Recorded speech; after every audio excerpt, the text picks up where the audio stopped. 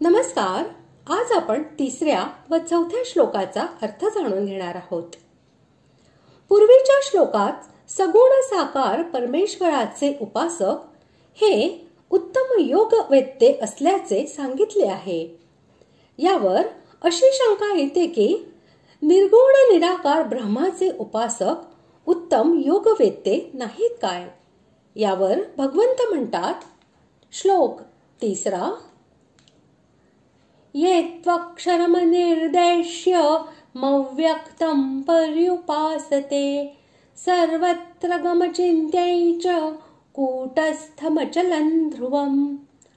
श्लोक 4, सन्नियम्येन्द्रियग्रामं सर्वत्र समबुद्धयः ते प्राप्नुवन्ति मामेव सर्वभूतहिते रताः.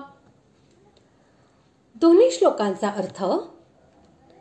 परंतु जे पुरुष इंद्रिय समूहाला चांगल्या प्रकारे ताब्यात ठेवून मनबुद्धीच्या पलीकडे असणाऱ्या सर्वव्यापी अवर्णनीय स्वरूप आणि नेहमी एकरूप असणाऱ्या नित्य, अचल, निराकार, अविनाशी सच्चिदानंद घन ब्रह्माची निरंतर ऐक्य भावनेने ध्यान करीत उपासना करतात, ते सर्व प्राणीमात्रांच्या कल्याणात तत्पर आणि सर्वांच्या ठिकाणी समान भाव ठेवणारे योगी मलाच येऊन मिळतात. सन्नियम्येन्द्रियग्रामम म्हणजे सम आणि नि दोन उपसर्गाने युक्त सन्नियम्य हे पद देऊन भगवंतांनी हे दाखविले आहे की सर्व इंद्रियांना सम्यक प्रकाराने तसेच पूर्ण रीतीने वश करून घ्यावे. इंद्रिये योग्य रीतीने पूर्णपणे वश न झाल्यास निर्गुण तत्वाच्या उपासनेत काठिण्य निर्माण होते. सगुण उपासनेत तर ध्यानाचा विषय सगुण भगवान असल्याने इंद्रिये भगवंताकडे आकृष्ट होऊ शकतात. कारण भगवंताच्या सगुण स्वरूपात इंद्रियांना आपले विषय मिळून जातात.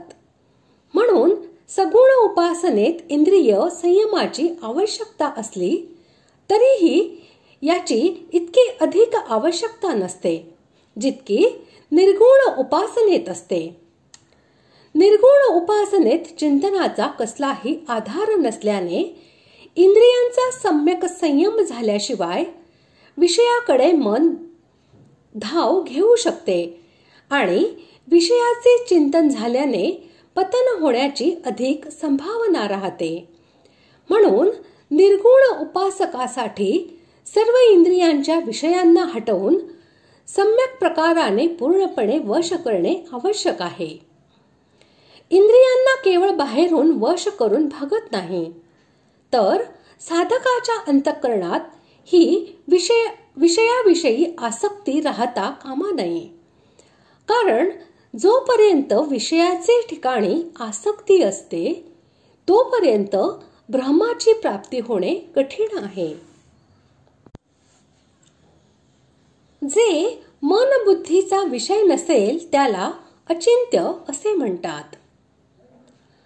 जो आकाशाप्रमाणे सर्वव्यापी असेल, कोणतेही स्थान ज्याने रहित असे केले नसेल त्याला सर्वत्र गम असे म्हणतात.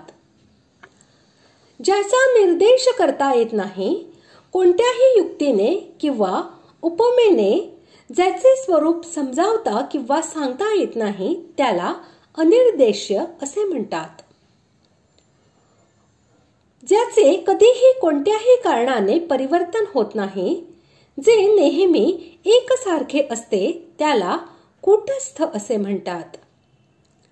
जे नित्य व निश्चित असेल, ज्याच्या सत्तेबद्दल कोणत्याही प्रकारचा संशय नसेल आणि ज्याचा कधीही अभाव नसेल त्याला ध्रुव असे म्हणतात. सच्चिदानंद घन ब्रह्म सत्तारूपाने सर्वत्र विद्यमान असल्याने ध्रुवम आहे. जे हलण्या चालण्याच्या क्रियेने पूर्णतः रहित असेल त्याला अचल असे म्हणतात. जे कोणत्याही इंद्रियाचा विषय नसेल, म्हणजे जे इंद्रियांना जाणता येत नाही, ज्याला काही रूप किंवा आकार नसेल, त्याला अव्यक्त असे म्हणतात. ज्याचे कधी क्षरण अर्थात विनाश होत नाही, तसेच ज्यात कधीही कोणती उणीव येत नाही, ते सच्चिदानंद घन ब्रह्म अक्षरम आहे. वरील विशेषणांनी निर्गुण निराकार ब्रह्माच्या स्वरूपाचे प्रतिपादन केलेले आहे. अशा प्रकारे त्या परब्रह्माचे उपर्युक्त स्वरूप समजून अभिन्न भावनेने निरंतर ध्यान करीत राहणे म्हणजेच त्याची उत्तम उपासना करणे होय.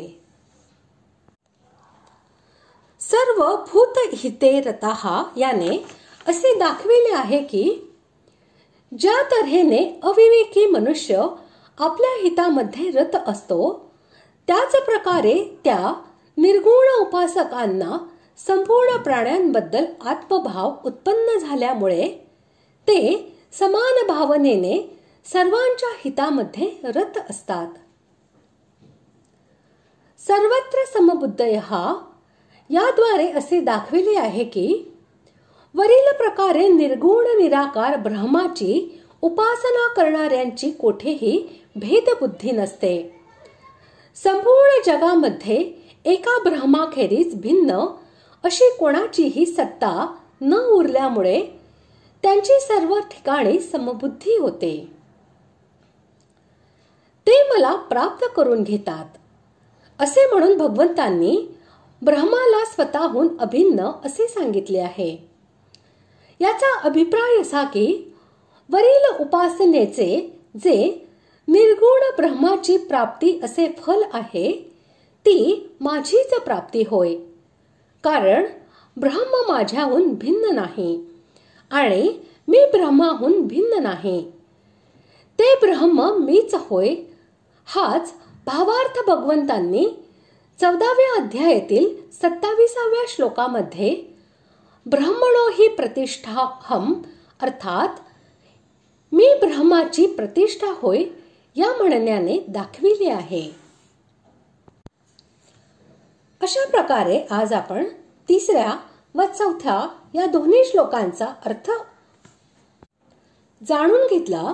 पुढील भागात आपण 5व्या श्लोकाचा अर्थ जाणून घेणार आहोत.